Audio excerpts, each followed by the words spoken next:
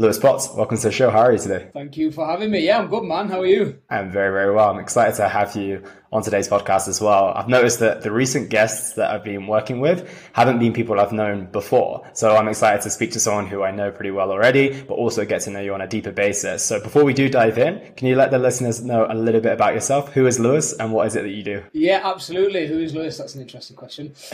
So I'm an online coach, first and foremost, running a company called Body and Brain, where we focus on fat loss, but also very heavily into the mindset side of things as well. So mindset, not just relating to fat loss, just in general. And more recently, I'm now the head of coaching at what is soon to be FBU, so Fitness Business University, running a team of 11 coaches now that are responsible for helping other coaches grow their businesses. Amazing. And I want to take a few steps back, because obviously you didn't just land as being this coach. So where did it all begin? Like, where did you see yourself being at this stage of your life when you were a teenager? Is this always a path that you wanted to go down, or were you interested in other areas? Yeah, another great question. At this stage when I was a teenager, I don't really know. I'd not really put much thought to it. I was kind of just like bouncing from thing to thing. So I was fairly gifted is the right word at school. I hated school. I was just fairly clever in terms of like examinations and stuff like that. So the natural progression, I went on to college. So I did A-levels, where I realised that I wasn't actually that gifted. So like, I believe that anybody can pass GCSEs with no work, right? Like, A-levels is a different kind of kettle of fish altogether. So went on to do my A-levels and really struggled there, which was enough to put me off of university. So literally, like when I say I bounced from thing to thing with no real kind of long-term plan, like I mean it. I then went into hospitality, so bartending, and eventually went into the management side of things there. Moved to Australia when it was 2016 for a couple of years, and then moved back from Australia and went back into bartending. So again, had no idea. At this stage, I was like, do you know what? I'd kind of be happy just running a bar, like just managing a team. I like the hospitality side of things. I like the social side of things. It's a lot of fun. And I was kind of set on that. And then out of nowhere, Steve offered me. So me and Steve have been best mates since I went to university in 2010. So out of nowhere, this is now 2019. Steve offered me a job, just basically doing his admin work. So he was at the time a fairly successful online coach himself. It had never crossed my mind. I had no qualifications. I'd always loved training, but I didn't know anything about dieting. I was 150 odd kilos myself. I wasn't the healthiest guy. So yeah, it was just a complete U-turn. And yeah, I started doing his admin, and within like 2 or 3 weeks, so we used to sit in his mum and dad's like spare room, and we'd had these 2 armchairs, and he'd be sat doing his work and check-ins and client calls and all that sort of stuff, and I'd just be like updating training programs and just doing like admin stuff. Within like 2 or 3 weeks, I was like, I could do that. Like, I could do that. No, so I realized how much was going into it.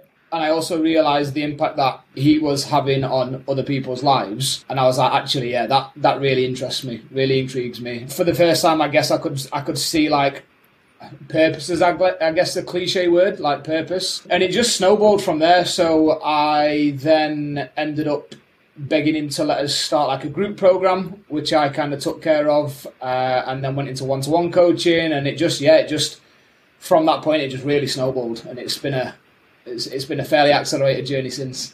Yeah, it's an incredible journey, because a lot of people think that maybe you have to be invested in the fitness industry super early to come into it, and you've missed out on a bunch of years, but you're a primary example of not needing to be super involved, at least in the industry side of things. I know you trained a lot, but I want to touch on something that if the listeners heard it, they won't be able to resist. It's 150 kilos. That seems like a far cry from where you are today. So I'm curious to hear about that journey up to 150 kilos, because I've heard you speaking podcasts before, and you were like, that was my happiest that I've ever been, almost. Yes, again, it was one of those things that wasn't an accelerated journey. That was like a long time coming. I've always loved training. I've always loved being in the gym. I've always played sport. This is the thing that kind of confuses some people, is that how can somebody have played sport since they're 8 years old and still be walking around at that size? But again, I played rugby, and then I went into American football. My justification was the position that I play in American football. I played on the defensive line, so big is good, heavy is good, right? But yeah, it was a bit of a weird journey up. I was the typical kind of cliche like yo-yo dieter, so I'd get to a certain amount of weight. I'd be like, oh, I'm going to sort my shit out now, and I'd lose a bunch of weight, and then I'd gain some back and more, and I'd just kind of like up and down and up and down and up and down. When I moved to Australia, the standard of football over there was like really good, like really, really good. And again, the weight really helped in the position that I was playing. There was no like, you hear people talk about like weight gain and stuff. There was no like trauma response. It wasn't like I wasn't like feelings or anything like that. I just really enjoyed food, and being heavy benefited me in my sport.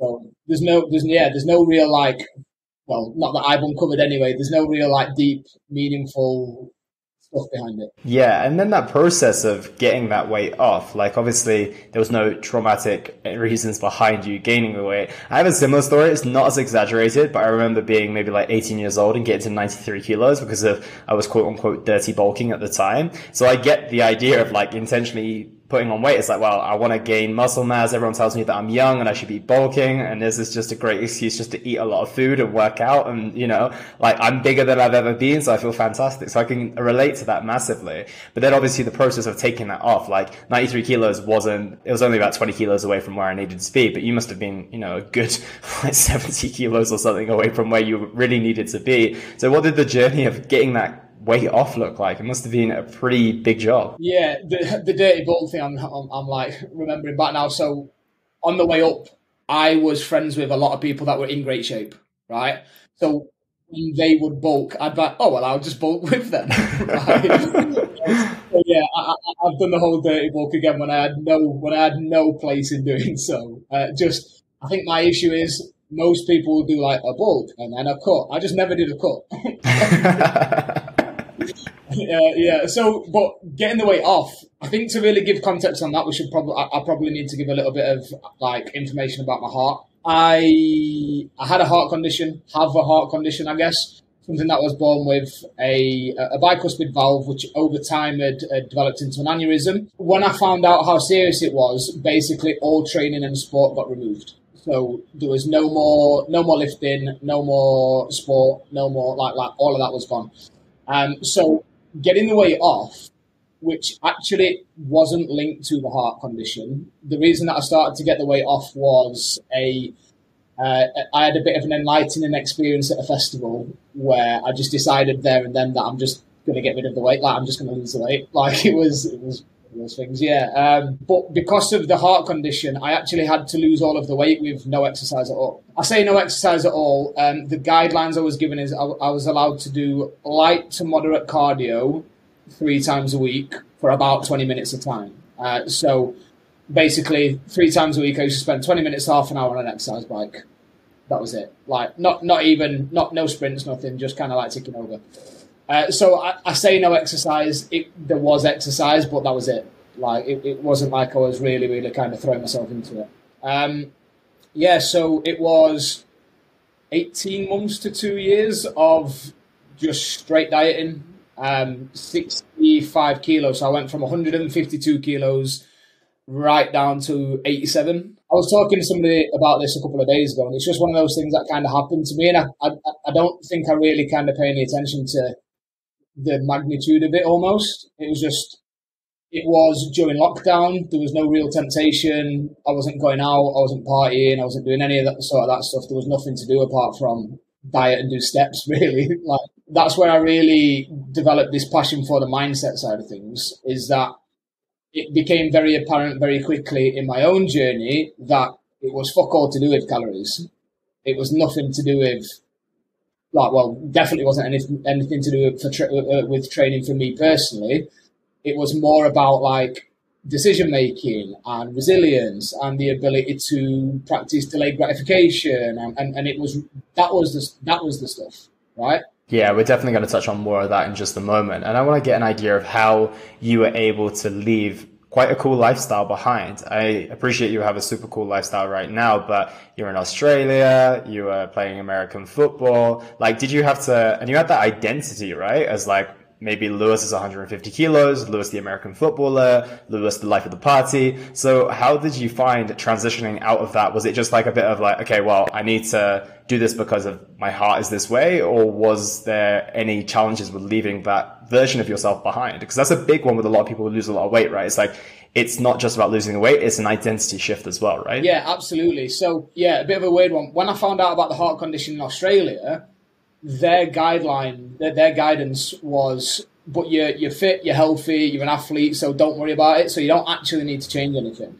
right? Which is wild looking back, because if the aneurysm had popped, whether that was in the gym or on the field playing American football or just in general life, that was like game over. But at the time, I had no real reason to change. That, like I said, I've just kind of continued on my normal path. So in Australia, yeah, I was in the gym 5 days a week. It was games most weekends, training midweek. So it was all very much revolving around that. But because I was allowed to continue that, nothing changed. It was when I got back that I had that kind of experience at the festival where it was the first time that I'd ever felt out of place, ever. So surrounded by a bunch of people that I don't know, that were all in great shape, really successful, all that sort of stuff. I was already going through this transition of living in Australia, having this amazing life, like being able to do whatever I wanted, whenever I wanted, to moving back to England where things are just a little bit more grim, like in general, like. Yeah, I hear you. Right? That's why I don't live here. Yeah, it's easy for you to say, sat on the other side of the world. So then it was a strange one. I had that episode at the festival. I started to sort myself out, but I kept partying for a while, so I kept going out at the weekends and drinking. I just started to tidy my diet up and all that sort of stuff. So again, I managed to cling on to that identity for a little bit longer. I was still DJing, not full-time at this point. I was still DJing once, maybe twice a week. Still going out, all that sort of stuff. And then I guess looking back, it was kind of fortunate. Lockdown happened. So the real identity change for me happened when everybody had been forced into it anyway. So it's not like I had to decide to stop partying, like full stop. Like I remember partying right through Christmas. I went to Berlin in early February. Actually, to go and see Slipknot. I actually bought this T-shirt in Berlin. And then I got back, and within like 2 weeks, it was game over. Like, everything's closed. Not just like, oh, well, I personally need to go through this process. It was almost like forced upon, well, not just me, everyone. It really became apparent to me when everything opened up again. And obviously, I'd been through that process. I was going through that process, and I'd done the work. And that's where it really became apparent to me that, oh, okay, I have left this behind. Like, yeah, absolutely. It's crazy how I know that the lockdown and the whole COVID situation was challenging for many, but it's amazing at how many people changed their life during that process as well. You know, when life is just kind of slowed down and, you know, turned on its head for 2 years, and the way that people can turn their lives around.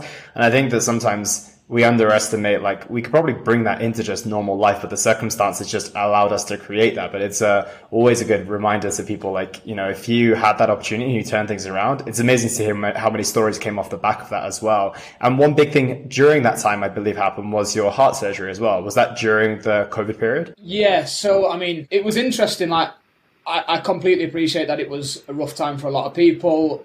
A lot of people unfortunately lost their lives and all that sort of stuff. But for me personally, looking back, it was a lot of good stuff. Like you said, a lot of good stuff happened. I lost all the weight. I turned my life around. I built a business. I went through a load of I made a load of progress mentally as well with my outlook and stuff like that. So yeah, it's one of those things, I guess. The surgery was December 2021. So it was still kind of COVID protocol because I had to shield before it. We were kind of coming out of the end of it, at least in the UK anyway. And I know it was kind of different all over the place. And what type of things go through your mind when a surgeon says, I know that you're young and healthy, but we still have to, you know, essentially stop your heart in order to do this surgery, and then essentially like bring you back to life, so to speak? Like, what type of things go through your mind? Because I can imagine, like, obviously you were doing a lot of the work mentally, but I can also imagine that, you know, when you go through day-to-day stresses where you're like, oh, it's not as bad as having my heart turned off, and, you know, people working on it and turning it back on. So that must be quite an insane experience. So what did that look like? I know that you are pretty mentally strong, but that must have been a challenge. Yeah. So, I mean, in the run up to the surgery, so basically how it happened is because of COVID and because of all the kind of weight that I'd lost, I was in a situation where I no longer needed the surgery immediately. Okay, it was going to be one of those things I have in the future, but their guidance at one point was like, "Oh, you're no longer in immediate danger. We'll keep monitoring you, and then at some point in the future, at some point in your later years, you'll have to have the surgery." That's the point where I kind of took it to them, and I was like, "No, like absolutely not." I was like, "You're doing it now," because obviously I'd had to stop everything. There was no exercise. It was just anything that could create a spike in blood pressure. I had to be really careful of, really really careful of. So like no, like. And the thing about it is nobody could give me any guidelines. So whenever I had a question for them, I had like a direct line to the surgeon's receptionist, to the surgeon's secretary. And I was like, oh, the one that really sticks out is, can I go on roller coasters? And they were like, we don't know. So I was like, well, like some friends, I know that sounds like a really kind of like small thing, right? But some friends were planning to go to Alton Towers. I didn't know if I could go. And I asked the question, and that's when I really realised that nobody could tell me what I could or couldn't do because it's unethical to test this stuff. You can't find somebody with an aneurysm, put them on a roller coaster and hope that they survive, right? So yeah, NHS in general were happy with me kind of not doing anything, not going about, not getting the surgery. I wanted to get the surgery, so it kind of felt like the ball was in my court at that point. So when I actually spoke to the surgeon, I wanted to know everything. I wanted to know every little gruesome detail. Like I said, I wanted to know how long I was going to be under for, the exact process. And that was my way of like being informed. I thought like was my way of like being okay with it. It was like, oh, okay, well, if I at least understand it slightly, then I'm better with it. And it worked. Until the day that I got the phone call telling me that I needed to have the surgery, like it was time to have the surgery. So yeah, I'd put all the work in the world mentally. I'd prepared myself as much as I could. I'd kind of practiced acceptance and made peace with stuff, and it was all fine. And then I got a phone call on I want to say it was a Thursday, basically saying we've had an opening on like 3 days from now. Do you want to have the surgery? Like asking me the question. And that's where it was like, oh, okay. It's actually real now. Yeah. Now it got very real. I mean, I'm kind of glad that it happened that way because I knew it was coming. I didn't have a date. I didn't have a deadline. There was nothing like looming over me. It was very much just we've had an opening, which was a weird phone call to have because I'd been made aware that because I was no longer an emergency, if they rang me because they've got an opening, basically it meant that somebody that needed the surgery no longer did, which is obviously not ideal. Yeah, it's pretty tough. Yeah. So it was like, okay, well, that's a weird conversation to have, like in the first place. Then it was like, if you do want the surgery, you need to shield immediately because obviously COVID was still happening, and you can't risk catching anything because that'll really fuck things up for you. Yeah, so then it was kind of like 2.5, well, it was two nights, 3 days, just being locked in my house, couldn't really see anybody, couldn't really see my family. Like, yeah, that was an interesting 3 days. Did you have any fear of it not going successfully and any fear of like, this might not actually work? And, I don't know what the risk factor was, but at the same time, like you said, it's no joke when they turn your heart off. Do you know what? I've never actually said this on on a podcast or anything. I was talking to my girlfriend about it today. Wow. I was convinced at one point that I wasn't going to wake up. Like, I don't know why. I just had this thing, right? So it was kind of like, well, I need to get it done anyway. We're going to go through with it. Like, I've got to get it done at some point I was playing the stats game. I've got to get it done at some point in the future. Now's my best chance. So there was, and I'd kind of like, my stance on a lot of these things, right, is you've always got a choice. So I can either choose not to have the surgery done or I can choose to have it done. But if I choose not to have it done now, then by default, I'm choosing to have it done in the future when the risks are higher. So I was like, we might as well like play the odds and go for it. So yeah, there was some serious, there's actually only, at the time, only my partner, my ex-partner now, and my best friend I'd said that to.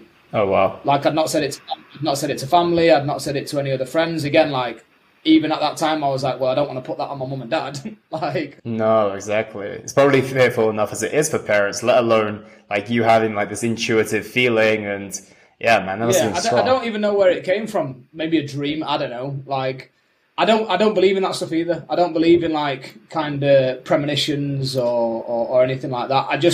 I can't tell you what it was. And what do you think your reason for being here now is? Is all the things you've got to live moving forward? Is it giving you a perspective of like, wow, I didn't lose my life, and let me take advantage of being here? Yeah, so I know that I'm very lucky. I know that I'm very, very lucky. It's not something that I pay that much attention to. A lot of people think like it was this serious, significant, life-changing event, but to me, it's just something that happened. It's just something that it was a situation that I was faced with, and I had to take control of it, and that's exactly what I did. So now, looking back, when I look back, I'm like, oh, that really happened. Like, that's cool. That was a wild ride.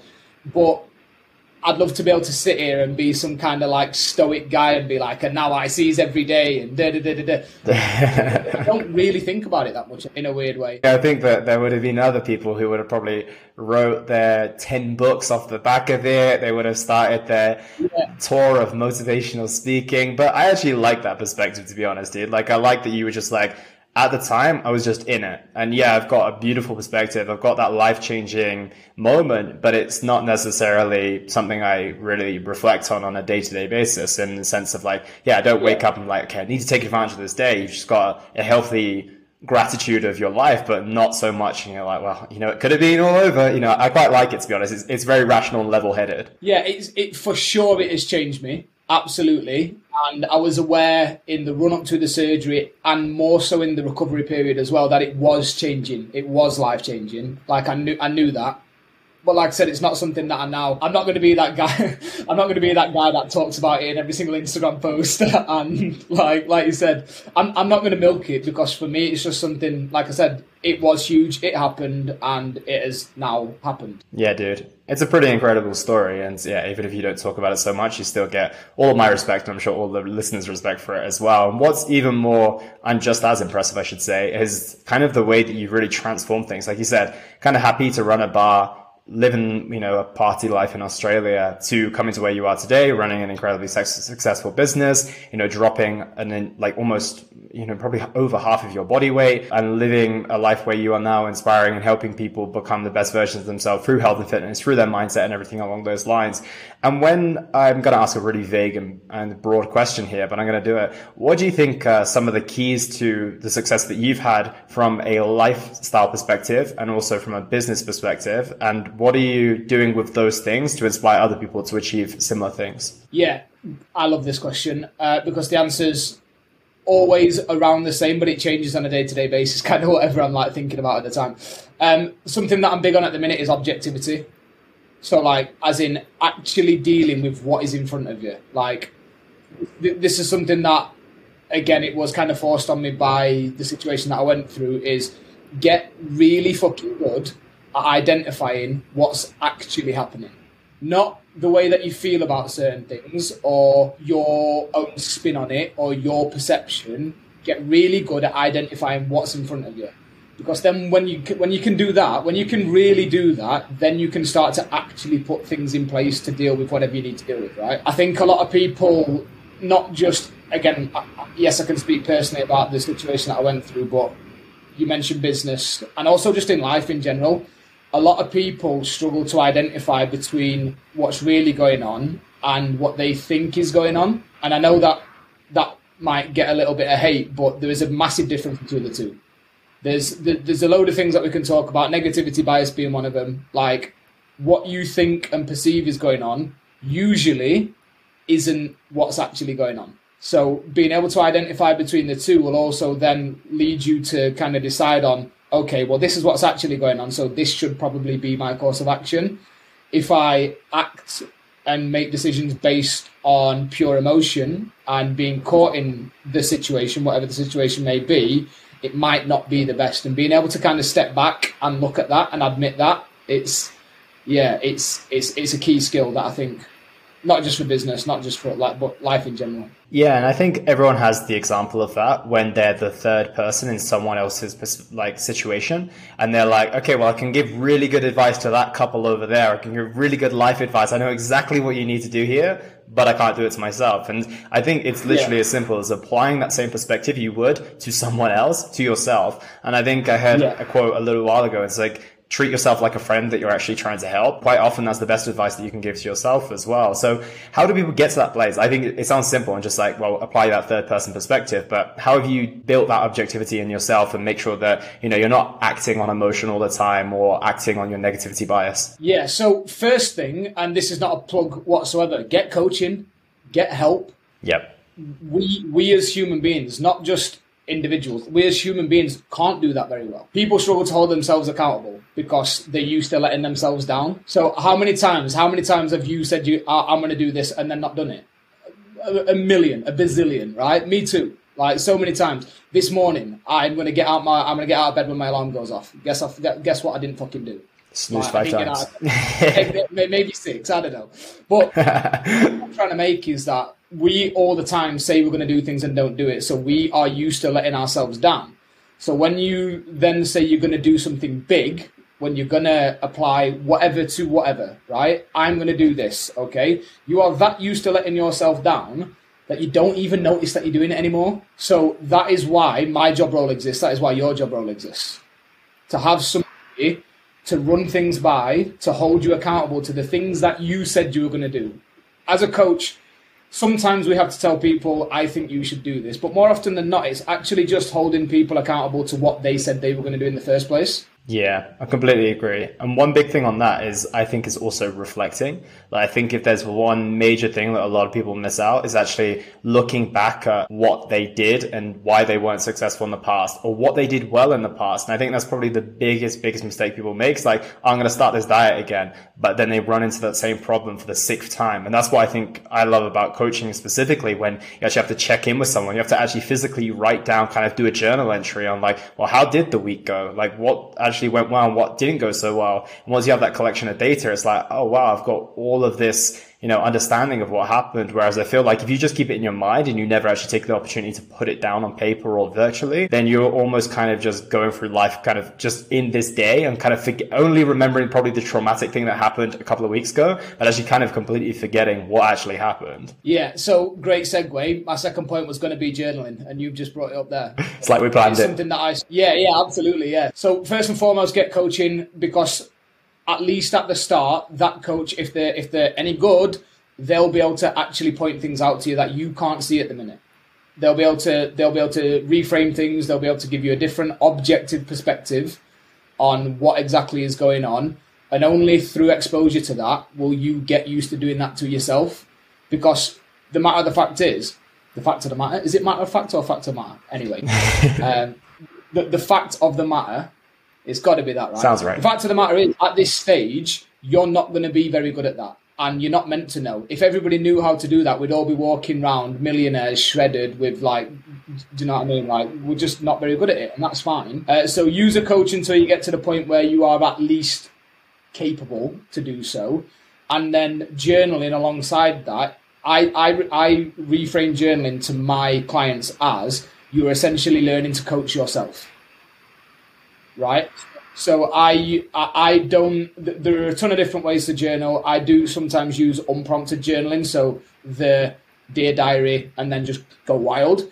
But the type of journaling that I believe in and that I use on a daily basis is prompted journaling. And I answer the same 5 to 6 questions in the morning and the same 5 to 6 questions every evening. What are those 5 to 6 questions? Yeah, I'm curious. So in the morning, it's things like, how do I want to feel today? What am I willing to do to make that happen? What obstacles may I face today? What can I do about them? Priorities, that sort of stuff. The 2 most important questions when it comes to journaling, in my journaling at least anyway, in the evening are, what did I not handle to the best of my ability today? And then part 2, how can I handle that differently next time? Because again, like when you're in the moment, you're not meant to know how to do everything. Like you won't know how to do everything. But then being able to sit after and, like you said, reflect, when you're no longer in the moment, when emotions are flying high or whatever, and you're making decisions based on what you want most at the time, when you can then look back at it again with that objectivity and go, actually, yeah, probably didn't handle that too well. Now, knowing what I know now, here's what I can do next time. Yeah, and that's the amazing thing, because then it's staring you back in the face, and it's not like, I'll forget it tomorrow morning, or I'll do better in the future. You're literally kind of reliving that experience, but from, as you mentioned in your first point, an objective way. And everyone has the power of hindsight. Everyone has the power of retrospect. And as you mentioned, we're not always supposed to know the answer in that moment, but we have a much better opportunity to answer that in a very, very valuable way when we're actually able to look at it and reflect on it. It's that third person perspective. It's like almost you're reliving that situation, but it's no longer you in that situation, right? Are there any other big things? Objectivity, journaling, what are some other things? Yeah, so having something that I'm realizing the power of at the minute is a peer group. You hear a lot about you hear a lot of that bullshit online, that if your friends aren't talking about investments and that, fuck that. You don't have to cut anybody out. Absolutely not. However, having a wide range of people that you have access to that are also doing things similar and bigger than what you want to do, it's kind of, for me, what it's really done is it's shown me what's possible, but it's also given me a group of people that I can ask for help from. So I think it's a I want to say it's a Tony Robbins quote, a real old Tony Robbins quote. That's like, the fastest way to learn to do anything. I'm completely paraphrasing. I'm probably butchering this. The fastest way to learn to do anything is find somebody that's already done it and copy them, essentially, like learn from them. So that's why I currently have 3 different coaches for 3 different areas of my life. Right, but what that has given me is it's also given me access to the peer group of people that are using them for coaching as well. So like I'm in, I do one-to-one mentorship with Paul, only 2 other coaches in that entire group, but seeing some of the games that the other people are playing, like there's mortgage advisors in there. There are a guy that runs an advertising agency, so like paid advertising. Nothing to do really with what I want to do, but having access to other people and their way of thinking, again, gives me another perspective that I just don't have at the minute. Absolutely. And I think that that's the big thing of any type of like younger or not even younger, but like aspiring person, is to have examples of the possibility.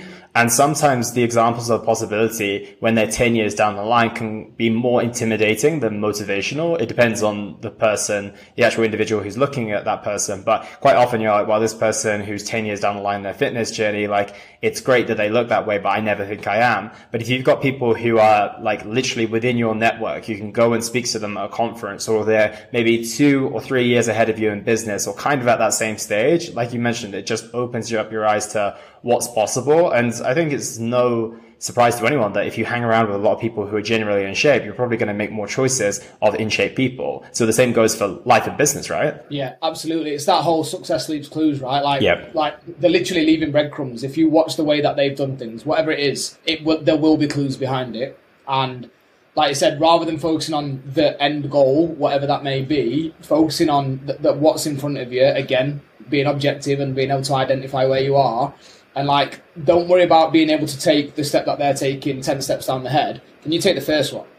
Right? Can you just take that first step? People, I found in coaching, I'm very big on kind of like goal setting and actually then breaking the goals down into like actionable steps, because everybody has these big dreams, right? Everybody kind of knows vaguely what they want. You'd be surprised how many people have an idea of what they want but don't know crystal clear, which is a completely separate conversation. But everybody has a rough end goal, but that's all it ever stays as. Yeah, that's a fair point. Because people are like, I know that I want this big thing. I'm not going to use fat loss or business or anything. I want this big thing. But then what they don't do, the step of goal setting that I think people miss out on, and I speak about this a lot within my client base, and I've talked about it within the mentorship as well, is, okay, you know what you want. Now, let's say you've just set yourself a year goal, okay? Instead of just leaving it a year, let's break it down. So what have you got to do? How would you know that you're 50% of the way to achieving that, right? Because then, lo and behold, you've just given yourself a 6-month goal. Right, okay, now how would I know that I'm 50% of the way to achieving that? Great, now you know what you've got to do in 3 months. And literally breaking it down to the point where you can break a year goal, 3-year goal, any big goal that you've got. Don't just leave it as that. Break it down into a set of daily tick boxes, a set of daily processes, and then watch how fast you start to move towards it. Absolutely. And a big thing that a lot of people are going to come up against is midway through their journey or a quarter of the way or even 2 days in, they're going to start to have some self-doubt. They're maybe not going to see the process of achieving their goals as quickly as they would like to. In those type of situations, I know that sometimes your advice is quite no nonsense, and I love that approach, to be completely honest. I know it doesn't work with everyone, but it definitely rings true to me.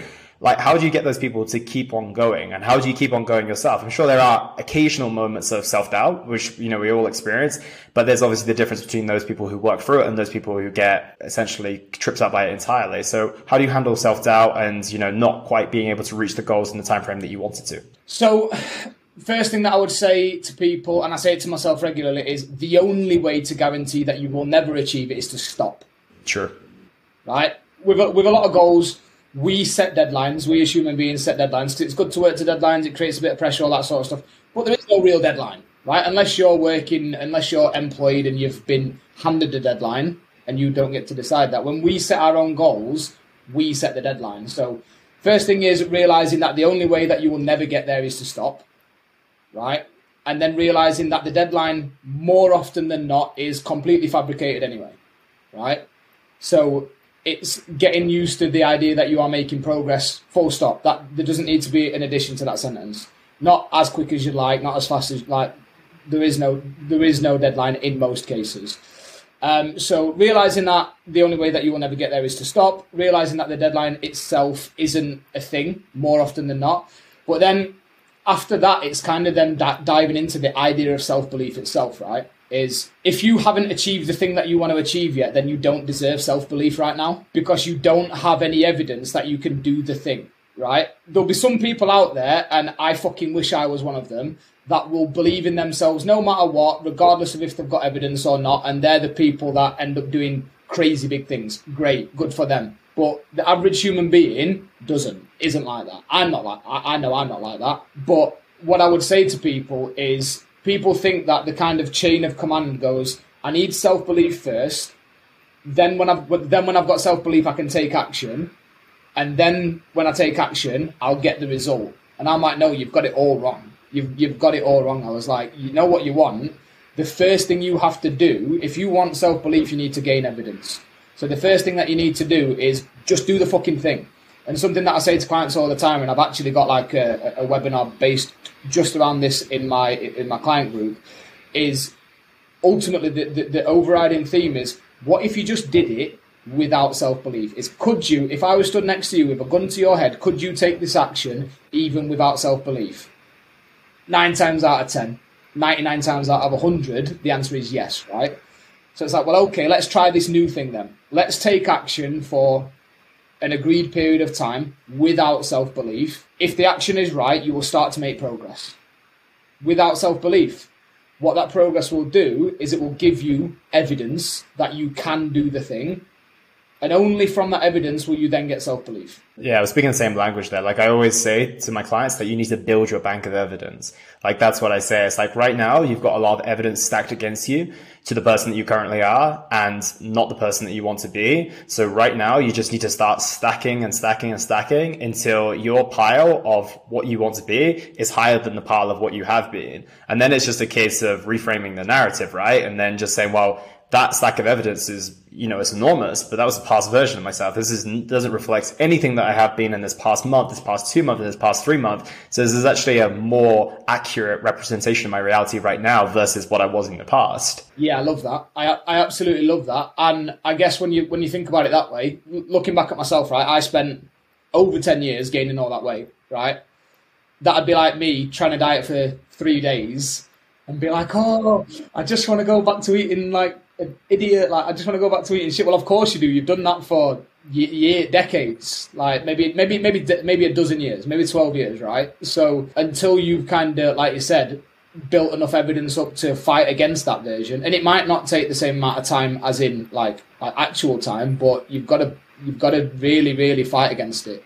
Because then when you do hit one of those obstacles, whether it is weight loss or building a business or whatever, of course you are going to want to revert to the thing that you've done more of. Like you're always going to revert to your most practiced behavior, and being able to remind yourself that at the minute, if you've got a ton of weight to lose, we'll use this as the example. If you've got a ton of weight to lose and you've dieted for 3 months and you've been eating to excess for 10 years, after 3 months, if you hit an obstacle, of course you're still going to want to go back to eating like you were for the 10 years because that's what you're used to. So yeah, being able to catch yourself in that moment, not easy, but being able to catch yourself in that moment and remind yourself of that is really important. Yeah, it's just a practice thing more so than anything. And then, like I said, having that self-belief of, okay, this is just an obstacle. And again, if I look at my last 3 months as the example, it's one paper, like one pile of my stack of paper of evidence versus, the past 90 days of where I've done everything correctly. And I think it's sometimes not getting lost in that moment of just the day, but kind of having that bigger picture of like, well, how does it look comparatively to my last 3 months, not my last 10 years? And I think that if we can apply that perspective, it just makes us a little bit more rational. It leans away from that all or nothing mindset that trips a lot of people up as well. And the next question I have for you, Lewis, is going to be an interesting one. Do you believe in motivation? Do I believe in motivation? Yes, I do. Expand. Yeah, there you go. So I know there's a narrative at the minute of you don't need to be motivated, you need to be disciplined and all that sort of stuff, right? And I previously have been part of that. I've been part of that narrative of like, oh, don't worry about motivation, just be disciplined. But nobody can deny that we all feel motivation at different points. Nobody can deny that when we do feel motivated, things are easier. Right, so I get that it's easy for coaches, and again, I've fallen into this trap myself. It's easy for coaches to be like, "Oh, you don't need to be motivated." Yeah, but it's easier when we are. So why the fuck would we not want to be? All well and good, sat behind Instagram telling people they don't need to be motivated. So I do believe in motivation. The way that I kind of word it is, if you think of a lighter, right? People think motivation is the fuel, and it's not. Right, that's what discipline is. Discipline is the fuel. Motivation is the little spark, and every now and then you need that little bit of spark to start the fire, right? Should you run off motivation? No, because that's not realistic, right? But then I would also say to people is that you never need to be motivated to do the things that you want to do. So I think actually it's a misalignment of values, right? How often I have, I'll use myself as an example. I never need to be motivated to eat Five Guys, ever. Me neither. Ever. Because I love it, right? Do I need to be motivated every now and then to watch my food and to eat a salad? Well, yeah, I do, because motivation is what you have to use every now and then to force yourself to do something that you don't really want to do, right? So I would say if you can find a way to hook the actions or the behaviors that you're trying to take to your values and your long-term goal, every now and then you still will need motivation, but it'll be less often, for sure, right? A further point on motivation is intrinsic motivation is actually something that's been studied a lot more than people think, right? And there are three large parts that make up intrinsic motivation. So again, coaches sat there saying, you don't need to be motivated. Why would you not want your clients to be motivated? So autonomy, mastery, and purpose. Three large parts. If you can get all those three things firing on all cylinders, you will experience what is now known as motivation more often, right? So autonomy is essentially the realization that you are governing yourself, that you're making decisions for yourself. Mastery is knowing that you are getting better at something, and purpose, knowing why you are doing what you're doing. If you can create those three things in the right proportions, you will feel more what we now know as motivated. If you'd have asked me that question maybe 2 years ago, I'd have said, no, fuck motivation, be disciplined. But the more I kind of think about it, and the more I think about like working in alignment with your values, and the more that I think about like energy and like how it actually is. Do you know what motivation is? Motivation is like the word tone. I know what you mean. It's like, is it really a thing? Well, maybe there's an argument to be made for both sides. But if that's what we experience as humans, who gives a fuck? So yeah, That's my take on motivation. Is that I have a feeling that's probably not what you were expecting. It wasn't, to be completely honest, but at the same time, I think we align a lot on that because of when you ask a client, let's get your body fat levels low and let's increase your muscle tissue, they're like, what the hell are you talking about? But if you say, hey, we're going to try and tone you up, they're going to be like, yeah, I want to get toned. You know, they know what you're talking about. So if someone comes into a coaching service and they're like, you need to be disciplined, I guarantee you that they know more about motivation than they do discipline. And they also probably have a better relationship with motivation than they do discipline. So you're almost starting them off. Yes, you do need to be, you know, and what makes up discipline, right? It's just consistency, doing the things that you need to do, et cetera, et cetera. But people don't have that much of a positive relationship with discipline. However, if you're like, okay, we can work off this spark of motivation, I feel the same about this. It's like, is using it as lighter fuel. And that's simply what it is. And that's what gets most people enough inertia to get going in the first place. Like most people don't start from a place of discipline. They start from a place of motivation. And for me, it's like, okay, what you got to recognize here is that motivation starts here, but literally it's going to drop and it's going to come up and down. It's going to be in peaks. So what I tell a lot of people when they start working with me from a fat loss perspective, I'm like, okay, we know that the motivation, we don't know the time frame of this, but it's highly likely that within the course of the next 2 days and 8 weeks, you're probably not going to feel it as strongly. So what we want to do is as this motivation goes down, let's try and build up some great habits in the process and let's get some results as well, because the habits are going to keep you going, and the fact you're going to be incentivized by the results is going to give you those little bits of motivation that aren't so fleeting like that big spark that you had at the beginning. So I kind of try and look at it as like an interchange. Let's build up the habits and the results as the motivation dips. And then when that motivation comes, that's our moment to push forward. That's our moment for those little sprints, but it's not going to be the thing that takes us to the finish line. Yeah, absolutely. You can almost plot it on a graph. Like if you've got time across the bottom, right, and motivation up the side, you've got basically what I call the valley of fuck this. So you're motivated at the start, and then the more that time goes by, it drops off. And the closer towards achieving your goal it gets, it starts to spike up again, right? And a quote or an analogy, whatever you want to phrase it as, that I heard, and I don't know where I heard this, so I'm sorry that I can't credit the person, is that nobody ever quits a marathon in the first 2 miles or the last 2 miles, right? You start a marathon, I don't know. I've never been a runner, but I imagine you start a marathon, everything's well exciting, right? You're all on the start line, it's buzzing, there's music playing, all that sort of shit. It's exciting. You're getting on with it, right? And then you realise when the crowds start to die down and the pack starts to separate out and it starts to become less exciting, fuck, I've got to do this for 24 more miles. Yeah, and it's just one of those things that it's boring, it's mundane, you've got to force yourself through it. But then as you start to approach the end again, yeah, the crowd starts to pick up, everybody's cheering, the music's playing, it's all getting exciting, and you can see the finish line. Nobody's quitting there, right? That's what motivation is. It's the I'm really motivated at the start. Fuck this, I'm really motivated again now. And it's just kind of like, if you can get through that valley of fuck this, am I allowed to swear on this? I didn't check at the beginning. Of course you can, bro. If you can get through the valley of fuck this, then you're going to be good. But getting through that valley isn't going to be easy. This is where you are going to have to do certain things that you don't want to do, and again, rely back on discipline, as we so it rolls off the tongue like it's the easiest thing in the world to do, right? But we know it's not. No one has a good relationship with discipline. When you think of discipline, you think of school, you think of parents, you think of all the things that you didn't want to do. So if a coach is saying that, you're probably still traumatized by that word. So it's like, sometimes it's better to say, okay, well, motivation, because that's exciting and fluffy. It's like, okay, great, that it exists. Let's use it, but let's not rely on it. As you mentioned, it's like me and my girlfriend were playing PlayStation 2 the other day, and we're playing, Crash Nitro Kart, where you're racing. It's like having a power up, right? It's like you use that power up, but the power up doesn't get you through the entire race. Otherwise, you're going all over the place. You just use those power ups from time to time, and then you use the rest of your fuel the other time as well. So that's my little analogy for that as well. I'm stealing it. I like it. Yeah, the motivation of your power ups. That's what maybe we'll name this podcast episode today. But the final big question I got for you today, Lewis, is the grind and hustle culture.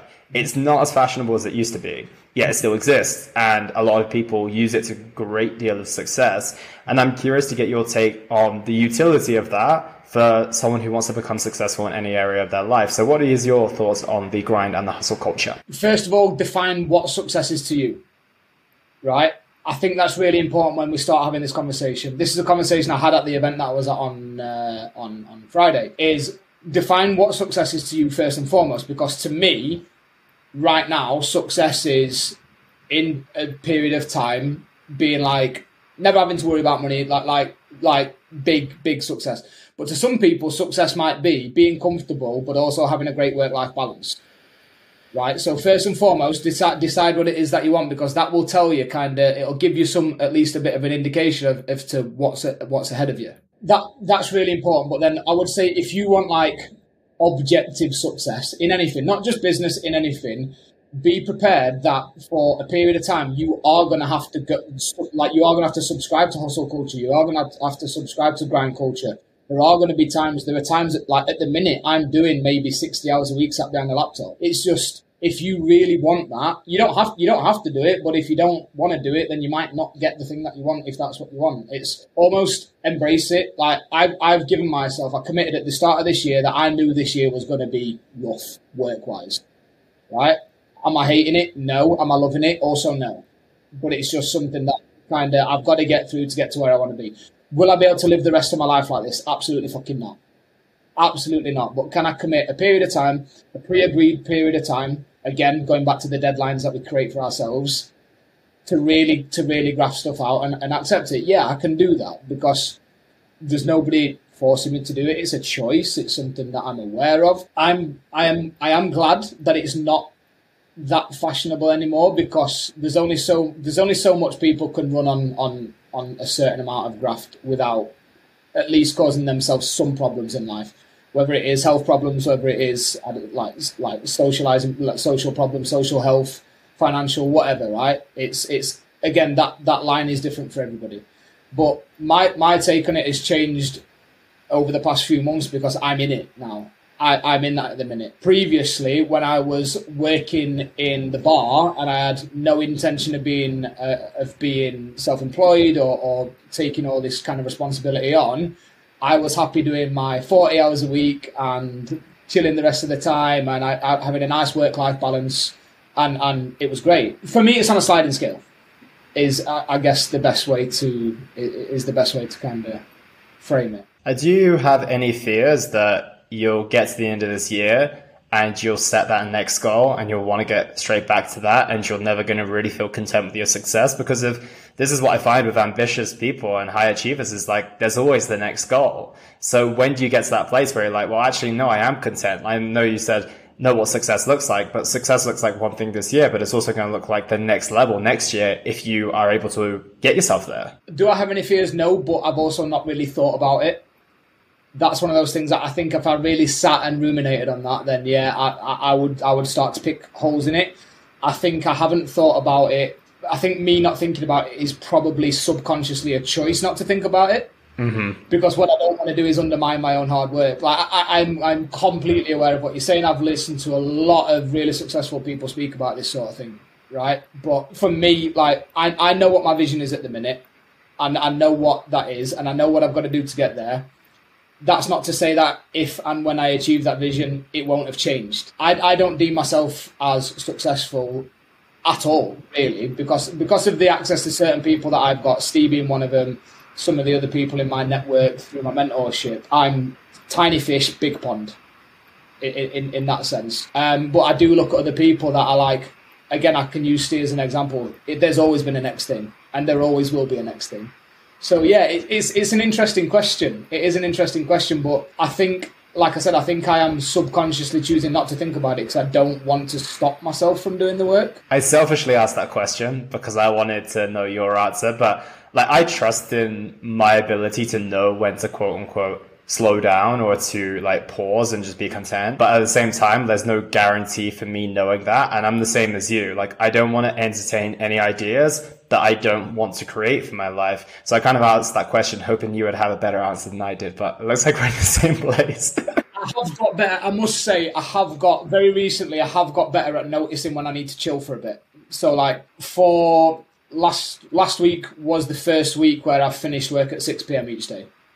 Start at 9, finish at 6, solid work. But up until then, like for weeks previous, for weeks and weeks and weeks, it's been 9 a.m. starts, 9 p.m. finishes, and that's with getting up to go to the gym at 5 a.m., walking the dog, sitting at the laptop. I think I'm getting better at noticing it, so I'm just gonna kind of trust my intuition for now. So like if I'm feeling okay and I've got stuff to do, like yesterday for example, I told myself I wanted to be finished work yesterday at 5 p.m. At 10 to 5, I was in the middle of some work and it was just flowing. Like I was like, I don't want to say like in flow state, like it's a bit of a wanky, but it was flowing. So I sat and I got the job done and I finished at like 6:30. But I feel okay to do so. I'm getting a lot better at. You need to slow down. You need to have a break. Like, and when that happens, is I'll have like a phone-free weekend, as in literally like I don't even fucking look at either like work phone or personal phone. Done, off. I'll walk the dog. I'll play some PlayStation. I'll go to the cinema.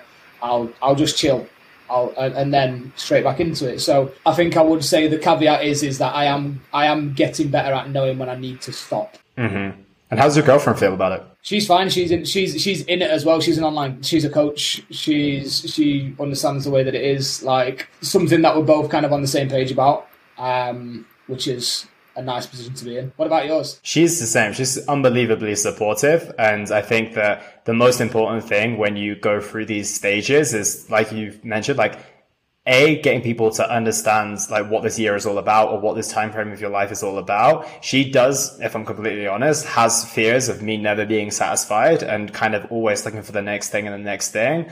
But as I've mentioned, like I would rather get to a stage in which I want to be in, and I feel like I'm going to be in a much better position to answer that question, right? It's like, it's hard to tell the person like when they're still 30 kilos overweight. It's like, well, when will you stop? And I'm like, well, when I'm actually in the shape that I really want to be in and I feel like great about myself, I feel like I'm going to have a better gauge of I'm content here. But whilst I'm still 30 kilos overweight, I'm not going to be able to tell you right now. So that's always been my take. And it's been a little bit hard for her to hear, to be completely honest. But like, I'm just trusting in my ability here. And then like, you think the key to success is just letting the people know around you, like what your goals are, you know, and then also creating the time for them as well. And then, you know, it just all comes down to values and priorities, right? Yeah, for sure. I really like that way of looking at it. Is there are better situations to be in to make that decision. The weight's one, the business thing is one, is that if I commit to this year of graft and I end the year in a much better position personally and financially than I started it, but I'm still not there,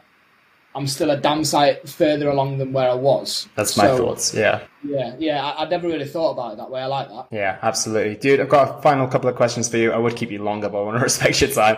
So the final couple of questions I've got for you is, what impact do you want to have on the world with the work that you do? So I really just want to empower people to realize that they are in control of their own shit, right? It's I guess it's a fairly big ask in some circumstances. I'm not one of those people that's like, oh, I'm going to change the world. I would be happy if everybody that I work with or even come in contact with on a day-to-day basis, the impact that I want to have is one of empowerment, of realizing that actually, no matter what's going on, whatever situation that you're in, however it's looking, you can do something about it. That's the thing. That for me, that's my thing. My number one value when it comes to business is empowerment. And it's not spoon feeding, it's not dragging people through things kicking and screaming, it's making them realise that they can change it. I love that. Giving them back their responsibility, right? And letting them know that they have it and they have the power to change things the way they want to. Yeah, absolutely love that, dude. And where is the best place for people to find you if they want to keep up with the work that you're doing, if they want to follow your journey? Yeah, it is just at Lewis, LEWIS _body and brain on Instagram. I have a website, bodyandbraincoaching.co.uk. It is under maintenance at the minute, so if you go and search it right now, by the time this comes out, hopefully it's back up and running. We will see. But yeah, just Instagram for now is absolutely the best place. Amazing. I'll put it in the description below. But Lewis, thank you so much for your time today, buddy. It's been a pleasure speaking with you. I think the listeners are going to gain a ton of value. I've really enjoyed this, mate. Thank you very much for having me. My pleasure, dude. Thank you.